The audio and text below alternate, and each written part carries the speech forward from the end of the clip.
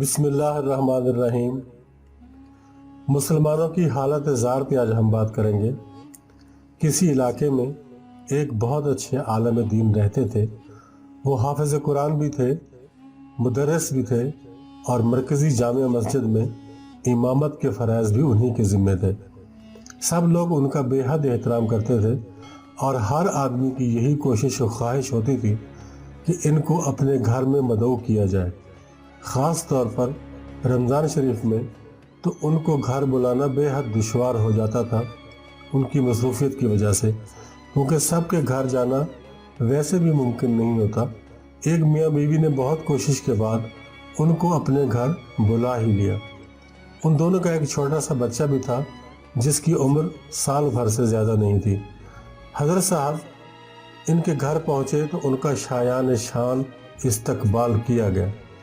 وہ افطار سے کچھ دیر پہلے تشریف لائے تھے، اس لیے مہمان خانے میں تشریف فرما تھے۔ اذان ہوئی، روزہ افطار کیا گیا اور میزبانوں نے حتی المقدور مہمان کی خدمت کی۔ اس کے بعد مہمان رخصت ہو گئے۔ مہمان کے جانے کے بعد میزبان کی بیوی مہمان خانے میں صفائی کرنے کی غرض سے گئی اور باہر آ کر اپنے شوہر سے پوچھا، مہمان خانے میں کچھ رقم موجود تھی جو اب نہیں ہے، کیا وہ تمہارے پاس ہے؟ شوہر بولا، نہیں، میں نے تو نہیں دیکھی۔ عورت کا دماغ گھوم گیا۔ وہ سارے گھر میں تلاش کرتی رہی لیکن وہ رقم نہ ملی۔ وہ ایک ہی بات کہہ رہی تھی کہ میں نے مہمان خانے میں ہی رکھی تھی اور کوئی بھی گھر میں نہیں آیا۔ عورت بولی کہ مہمان کے علاوہ گھر میں کوئی اور نہیں آیا، بچہ بھی دوسرے کمرے میں موجود ہے اور وہ تو ابھی چل بھی نہیں سکتا، وہ کیسے چوری کرے گا؟ ساری کہانی مہمان کے خلاف جا رہی تھی اور یہ بات سوچ سوچ کر میزبان غم و غصے کی وجہ سے پیچ و تاب کھا رہا تھا کہ ہم نے اتنی عزت و احترام سے ان کو اپنے گھر کھانے پہ بلایا اور انہوں نے ہمارے ساتھ یہ کیا کیا۔ ایسے عالم دین کو تو عام لوگوں کے لیے نیکی کا نمونہ ہونا چاہیے، لیکن یہ چوری میں ملوث ہیں۔ غم و غصہ کے باوجود وہ شخص شرم کے مارے ساری بات چھپا گیا، لیکن اب اس عالم دین سے کم ہی ملتا تھا اور کوشش کرتا تھا کہ ان سے سامنا نہ ہونے پائے۔ اس نے یہ بات اپنے دل میں چھپا رکھی تھی اور اسی طرح پورا سال گزر گیا اور دوبارہ رمضان کریم آ گیا۔ مولانا صاحب کی دعوتوں کا سلسلہ پھر سے شروع ہو گیا تو ان دونوں میاں بیوی نے آپس میں مشورہ کیا کہ کیا کریں، مولانا صاحب کو دعوت پر بلائیں یا نہ بلائیں۔ بیوی نے کہا، ہمیں مولانا صاحب کو ضرور بلانا چاہیے، ہماری رقم تو انہوں نے ہی اٹھائی ہے، لیکن ہو سکتا ہے کہ ان کو اس وقت رقم کی ضرورت ہو اور انہوں نے کسی مجبوری کی وجہ سے وہ رقم اٹھائی ہو۔ چلو ہم ان کو معاف کر دیتے ہیں، ہو سکتا ہے کہ ہمارے اس عمل سے اللہ عز و جل ہمارے گناہوں کو بخش دے۔ یہی سوچ کر ان دونوں نے مولانا صاحب کو اس سال پھر مدعو کر لیا۔ مولانا صاحب تشریف لائے، افطار ہوا، کھانا کھایا گیا تو میزبان نے مہمان سے کہا، جناب آپ نے دیکھا ہوگا کہ پچھلے رمضان سے لے کر آج تک میں آپ سے کچھ دور ہی رہتا تھا اور میرا رویہ بھی آپ کے ساتھ بدل گیا تھا۔ مولانا صاحب نے کہا، ہاں میں نے بھی محسوس کی تھی یہ بات، لیکن مصروفیت کی وجہ سے میں تم سے بات نہیں کر سکا۔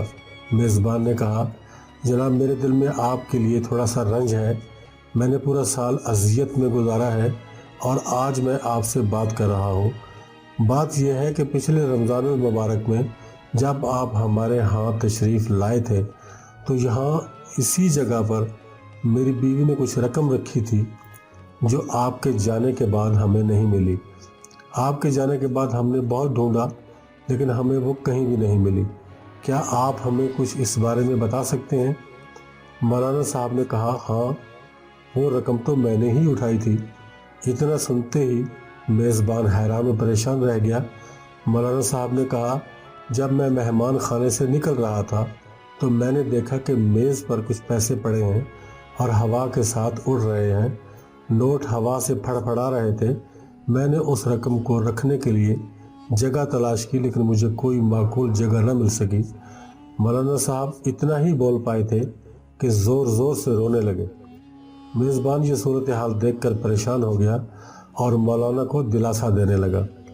مولانا صاحب نے میزبان سے کہا، میں اس لیے نہیں رو رہا کہ مجھ پر چوری کا الزام لگا ہے، حالانکہ یہ بھی میرے لیے بہت زیادہ دردناک ہے کہ آپ مجھ پر چوری کا الزام لگائیں، لیکن میرا دل اس بات سے پھٹا جا رہا ہے کہ آج اس بات کو پورا سال گزر گیا ہے اور اس پورے ایک سال میں تم لوگوں نے قرآن پاک کی تلاوت نہیں کی۔ اگر تم لوگوں نے قرآن پاک کی تلاوت کی ہوتی تو تمہاری رقم تمہیں بہت پہلے مل گئی ہوتی۔ یہ سنتے ہی میزبان بڑی اجلت میں اٹھا اور قرآن پاک اٹھا کر لے آیا۔ اس نے جیسے ہی قرآن پاک کو کھولا تو اسے اپنی رقم سامنے قرآن پاک کے اندر پڑی ہوئی مل گئی۔ یہ ہے ہماری حقیقت اور ہمارا حال، اور ہمارا دعویٰ ہے کہ ہم سچے اور پکے مسلمان ہیں۔ اللہ تعالیٰ آپ کو اور مجھے اور ہر مسلمان کو روزانہ قرآن پاک کی تلاوت کرنے کی توفیق عطا فرمائے۔ السلام علیکم۔